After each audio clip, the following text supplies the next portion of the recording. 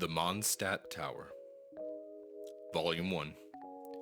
In the age of depression and tyranny, the Outlander girl met the ominous orphan. Does this fateful encounter foretell a tragic ending? The historic romance novel The Mondstadt Tower begins. In the time of the aristocrats, there stood a high tower in Mondstadt's plaza. It was built to honor Barbados, the animal archon in name, yet in reality it was nothing more than a flamboyant display of wealth and power by the royal who to gloat over the commoners.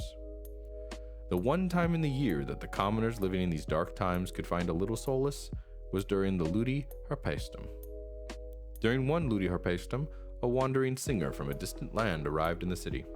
The name of the exotic lass was Ines, and everyone at the festival was enchanted by her stunning beauty. People of all ages and all walks of life vied to catch a glimpse of her throwing the harpaestum and to hear her sing foreign ballads. The blessings of Barbados are for everyone. You are only sinful if you are bitter at such a joyous occasion. As she sang these verses, she handed out her earnings during the festival to the poor and orphans in the city.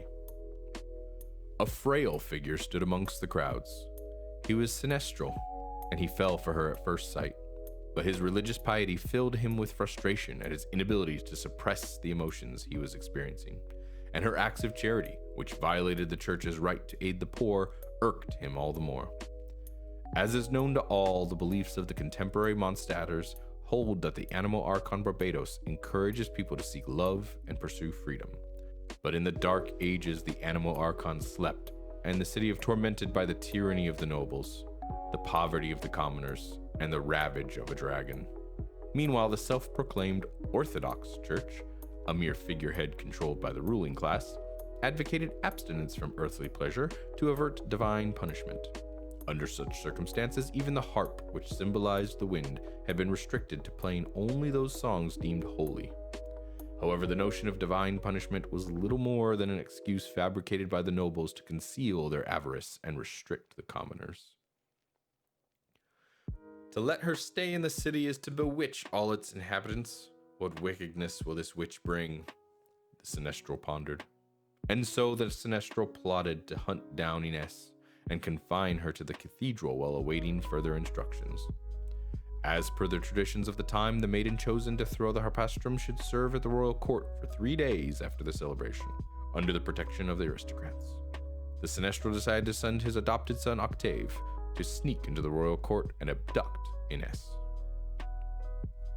Octave was an unwelcome child, abandoned by his superstitious parents at birth and later raised by the sinestral. As a child, he was persecuted and abused by its citizens, seen as a bad omen of draconic disasters. The only person who protected Octave was the sinestral, who treated him like his own son and thus won his utmost trust. "Bring the maiden who threw the harpaestrum yesterday to me. Disturb no one, and do not mention my name." Under orders of the sinestral, Octave climbed onto the balcony of the court chambers at nightfall. Upon seeing the girl weeping in the moonlight, his pure heart was stirred, for he had never seen such a wondrous sight. He gazed at the girl, leaving his task forgotten. But the silence of the tranquil moment shared by Octave and the girl was interrupted by the servants.